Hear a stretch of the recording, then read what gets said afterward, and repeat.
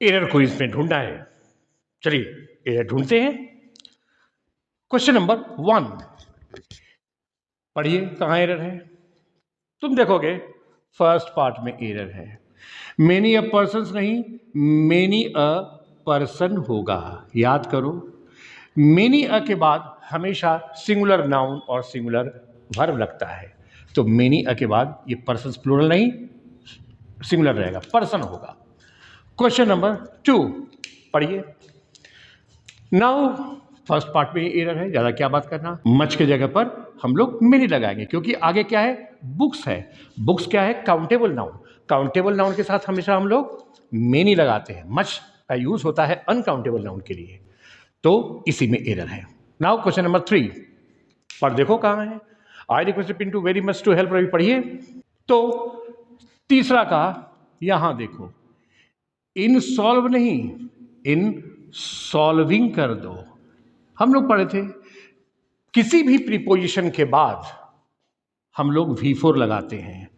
केवल टू ऐसा प्रीपोजिशन है जिसके बाद हम लोग V1 लगाते हैं। तो यहां प्रीपोजिशन इन है, तो इनके बाद सॉल्व जो है ये V1 कहां से, V4 करो, इसी में एरर है। Question number 4 if Rahul was the king of kingdom he would live a comfortable life. क्या कहना चाह रहा है, देखो, अगर राहुल राजा होता, आगे वुड प्लस V1 लगा हुआ है, वह जो है एक आरामदायक जीवन जीता। तो ये काल्पनिक बातें हैं। तो काल्पनिक सिचुएशन के लिए, काल्पनिक सिचुएशन में हम लोग क्या लगाते हैं, सब्जेक्ट कुछ भी रहे हम लोग वर लगाते हैं। वॉज नहीं, वर्क कीजिए यहां पर, इसी पार्ट में एरर है। क्वेश्चन नंबर 5 पढ़िए। तो क्वेश्चन नंबर 5 में फर्स्ट पार्ट में ही एरर है। ही नहीं हिम होगा। क्यों, इन्फॉर्म्ड क्या है, वर्ब। किसी भी वर्ब या प्रीपोजिशन के बाद अगर प्रोनाउन आता है तो ऑब्जेक्टिव केस में होता है।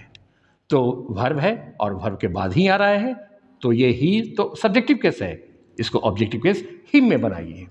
जहां तक बात है यू का, तो यू तो सब्जेक्ट और सब्जेक्टिव केस ऑब्जेक्टिव केस में एक ही होता है, तो इसमें कोई प्रॉब्लम है नहीं, इस ही को हिम बनाइए। Question number 6 my father always Scholtz this way. मेरे पिताजी डांटते हैं उन स्टूडेंट्स को जो डज नॉट टेक इंटरेस्ट, जो रुचि नहीं लेते हैं इन स्टडीज, पढ़ाई में।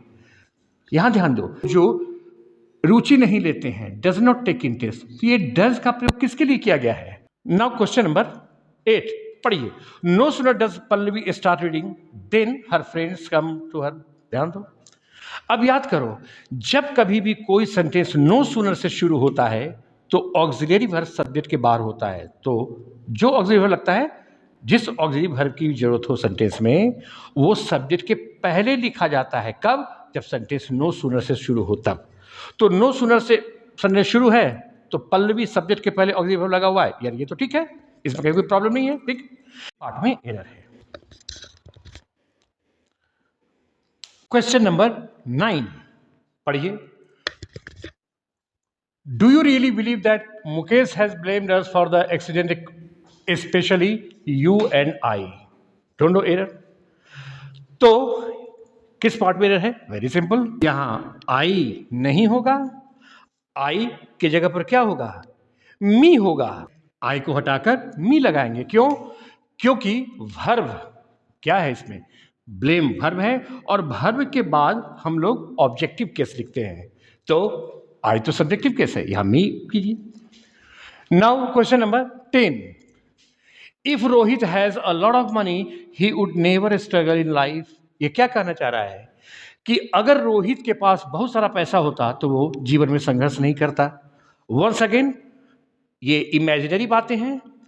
काल्पनिक तौर पर पास में कुछ रखने के लिए क्या कर रहा है, अगर रोहित के पास बहुत पैसा होता, पास में कुछ होना, यानी काल्पनिक तौर पर पास में रखने के लिए हम लोग हमेशा हैड लगाते हैं।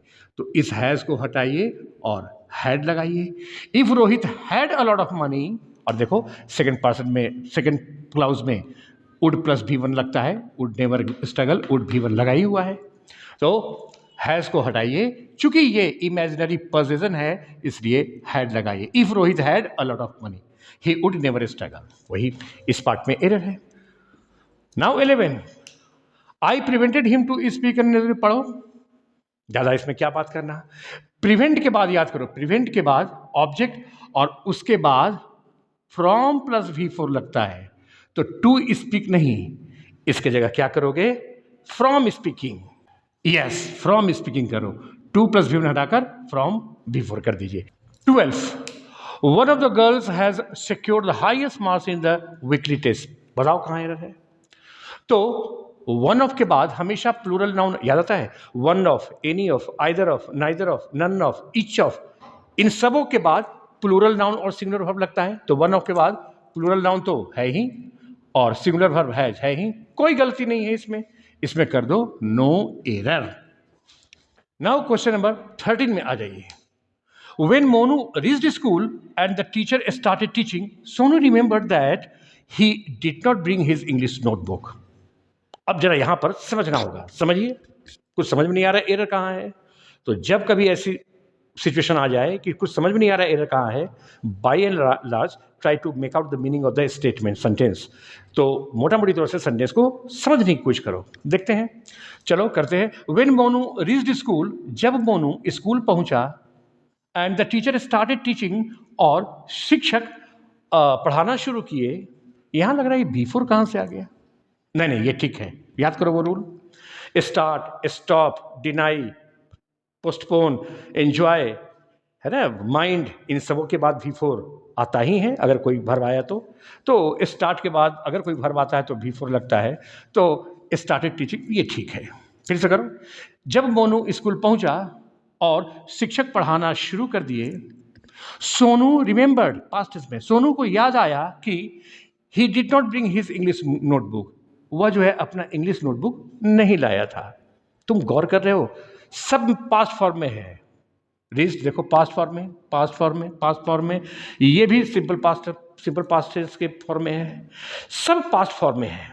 अब याद करो, जब पास्ट में दो या दो से अधिक एक्शंस हो तो जो काम सबसे पहले हुआ भूतकाल में, उसमें हम लोग पास्ट परफेक्ट टेंस लगाते हैं। आप जरा गौर से देखो, जब मोनू पहुंचा, शिक्षक पढ़ाना शुरू किए, ये काम है, उसको याद आया, याद आने का काम, वह नोटबुक नहीं लाया था, ये काम। भूतकाल में 4 काम है, स्कूल पहुंचने का काम, शिक्षक का पढ़ाने का काम, सोनू का याद आने का काम और नोटबुक नहीं लाने का काम। कौन काम भूतकाल में सबसे पहले हुआ? तुम देखोगे, ये he did not bring his English notebook, वह अपना अंग्रेजी का नोटबुक नहीं लाया, यही काम भूतकाल में सबसे पहले हुआ। तो पास्ट में जो काम सबसे पहले हुआ उसमें कौन सा टेंस लगता है? Past perfect tense. यानी ही डिड नॉट ब्रिंग नहीं, उसको पास्ट परफेक्ट टेंस में ही हैड नॉट ब्राउट कर देंगे, ऐसे, ही हैड नॉट ब्राउट। तो इसी में एरर है, इस पार्ट में पास्ट परफेक्ट टेंस लगेगा। Question number 14, if he had guided me properly earlier I would not commit such a silly mistake. अब याद करो, स्ट्रक्चर नंबर 11 पढ़े थे। इफ के बाद सब्जेक्ट हैड V3, तो आने वाला पार्ट में क्या लगता है? Would have V3। यहां पर क्या है? वुड नॉट और V1। तो इसी पार्ट में एरर है, क्या बना दोगे? ऐसे। तो आई वुड नॉट कमिट नहीं, I would not have committed हो जाएगा। ज़्यादा डिटेल जानने के लिए स्ट्रक्चर नंबर 11 देख लेना।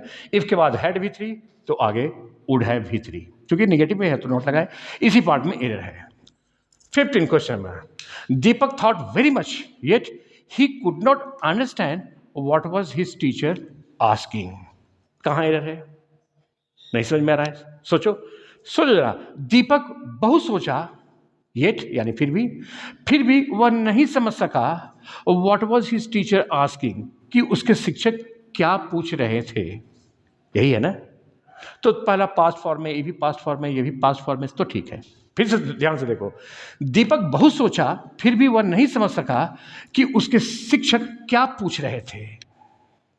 अब यहां पर what was his teacher asking, यानी सब्जेक्ट ये है, उसके पहले ऑक्सिलरी वर्ब लगा हुआ है। सोच के देखो तो, what was his teacher asking, ये क्वेश्चन है? ये तो क्वेश्चन है ही नहीं, वो तो मन में सोच रहा था। दीपक सोचा बहुत कि वह फिर भी वह नहीं समझ सका कि उसके टीचर क्या पूछ रहे थे। तो ये क्वेश्चन है ही नहीं। जब क्वेश्चन नहीं है तो सब्जेक्ट के पहले ऑक्सिलरी वर्ब नहीं निकलना चाहिए। What his teacher was asking कीजिए, ऐसे। तो what was his teacher asking की जगह पर क्या कर दो, what his teacher was asking, यानी ऑक्सिलरी वर्ब को सब्जेक्ट के बाद में रखो। हम लोग पढ़े थे इनडायरेक्ट क्वेश्चन।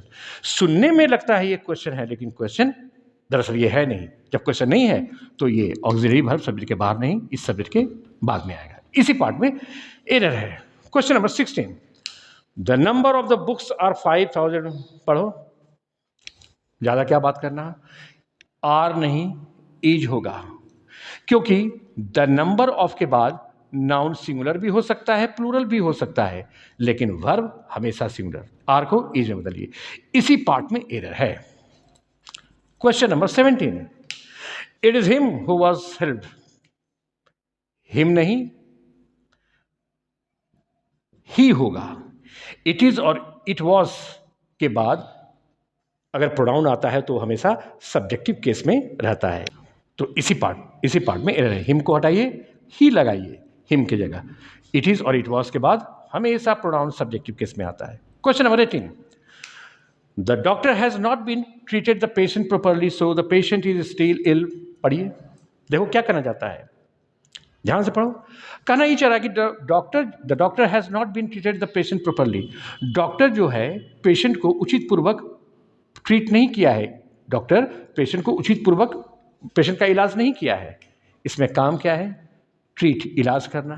तो इलाज करने वाला आदमी का नाम पता है, सब्जेक्ट पता है, यस है, द डॉक्टर। जब डॉक्टर सब्जेक्ट पता है, तो जब सब्जेक्ट पता रहता है सेंटेंस में तो पैसिव वॉइस लगाते ही नहीं है। इसमें क्या लगा हुआ है, the doctor has not been treated, यानी प्रेजेंट परफेक्ट टेंस का पैसिव वॉइस है, यही गलत है।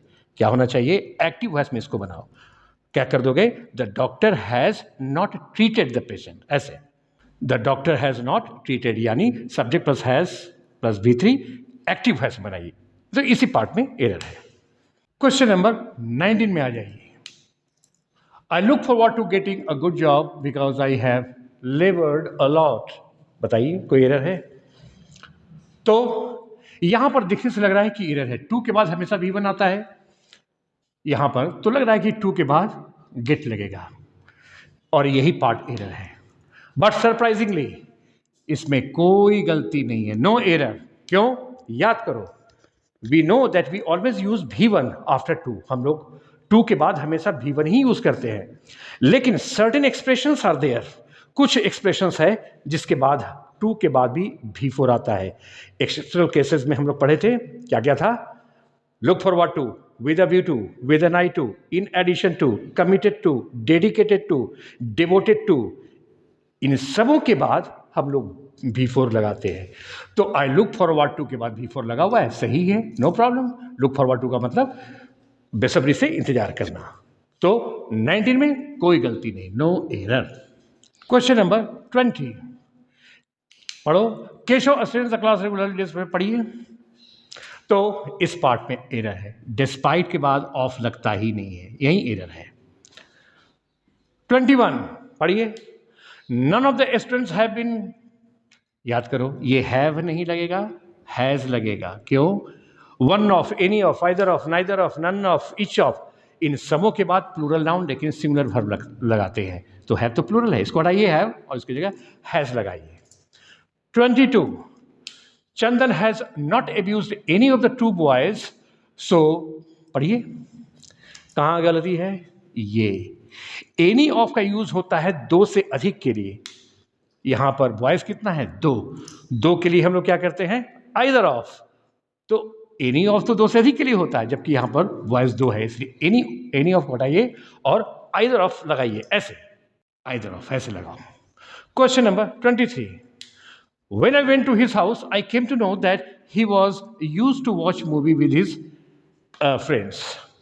अब देखो, जब मैं वहां गया मुझे पता चला he was used to watch movie नहीं, he was used to watching movie। watching movie क्यों? एक हम लोग स्ट्रक्चर पढ़े थे, आदि है, अभ्यस्त है, वह बकबक करने का आदि है। he is used to babbling, to के बाद V1 ही आता है, लेकिन यूज टू यहां पर आदत बतलाने के लिए प्रयोग किया जा रहा है, तो यूज टू के बाद V4 लगाते हैं, ठीक। और यूज टू के बाद देखो सब क्या पढ़े थे हम लोग, subject plus is, am, are, was, were, get, plus use to plus before. तो देखो सब्जेक्ट है is am are was were यानी वॉज है यूज टू तो उसके बाद बिफोर आएगा। तो V1 नहीं V4 ये लगाई, इसी पार्ट में एरर है। क्वेश्चन नंबर 24, पहले इस क्वेश्चन को जरा करेक्ट कर लो। नाइदर नॉर नहीं है, नाइदर ऑफ। तो क्वेश्चन करेक्ट कर कैसे हो गया? Do you feel that neither of his brothers has remembered this lesson? अब एरर खोजो। I wait for 10 seconds 15 seconds. तो तुम देखोगे इसमें कहीं कोई गलती नहीं है। नाइदर ऑफ के बाद प्लूरल नाउन लगता ही है और सिंगुलर वर्ब लगता है, शायद सिंगुलर है ही। नो एरर, इसमें कोई गलती नहीं है। नाउ 25 पढ़ो। I had already finish that work before, पढ़िए। तो बिफोर कम नहीं, क्या होगा? Before coming. हम लोग क्या पढ़े थे? टू को छोड़कर किसी भी प्रीपोजिशन के बाद अगर वर्ब आता है तो वो बिफोर ही रहेगा। तो बिफोर क्या है? एक प्रीपोजिशन है, प्रीपोजिशन के बाद V1 नहीं बिफोर, कमिंग इसको बनाओ, इसी पार्ट में एरर है। Question number 26, my friend use to coming here study, पढ़िए। तो अब यहां पर my friend use to coming नहीं, यू क्या होगा? होगा my friend use to come, use to के बाद V1 है ना। अब देखो यहां पर यूज टू के बाद आपको V4 लगाने के लिए कह रहे हैं, यहां पर यूज टू के बाद V1 लगाने के लिए कह रहे हैं। याद है क्यों? यहां यूज टू के पहले V4 इसलिए लगाने के लिए बोल रहे हैं, क्यों? क्योंकि यूज टू के पहले is am are was were रहता है तो वो किसी की आदत को बतलाता है। जैसे वह रोने का आदी है, he is used to weeping. तो यूज टू के पहले is am are was were रहेगा तो इसके बाद V4 लगेगा, ये एक आदत को बतलाता है। और अगर यूज टू के पहले is am are was were नहीं लगा रहे तो ये पुरानी आदत को बतलाता है और इसके बाद हम लोग V1 लगाते हैं। ऐसे यूज टू के बाद V1 लगाते हैं। जैसे वह यहाँ आया करता था, ही यूज टू कम हेयर। तो ध्यान रखना, मैं बचपन में खूब खेला करता था, I use to play very much in childhood. तो वो स्ट्रक्चर याद है? तो दोनों में डिफरेंस समझना, सारा बताया हुआ है। 27, Asha as well as her sister are, पढ़िए। तो एज वेल एज से एक आशा है और हर सिस्टर्स है। As well as, with, together with, along with, accompanied by, in addition to, rather than, इन सभी शब्दों से जब दो सब्जेक्ट जुड़ा रहे तब वर्ब किसके मुताबिक लगता है? पहला सब्जेक्ट के मुताबिक। पहला सब्जेक्ट आशा है, आशा है सिंगुलर तो आर नहीं, यहां पर इज करोगे। 28, he does not tell me how does he solve all the problems so quickly। 28 में क्या गया? he does not tell me how does he solve, नहीं, ये हाउ, ये क्वेश्चन तो है ही नहीं। जरा सोच के देखो, वह नहीं बताता है मुझे कि वह कैसे सॉल्व करता है। तो ही के पहले ये जो ऑक्सिलरी वर्ब लगा हुआ है डज, ये तो होगा ही नहीं क्योंकि ये क्वेश्चन है ही नहीं। देखो क्वेश्चन मार्क भी नहीं है। और जरा सोच के देखो, वह मुझे नहीं बताता है कि वह सारे समस्याओं को इतना जल्दी कैसे हल करता है। क्वेश्चन पूछा, बोलकर देखो तो सुनने में लगता है क्वेश्चन, इस हाउ को देखकर लगता है क्वेश्चन है, लेकिन ये क्वेश्चन है ही नहीं। तो जब क्वेश्चन है ही नहीं तो ऑक्सिलरी वर्ब बाहर क्यों होगा? तो इसी पार्ट में एरर है।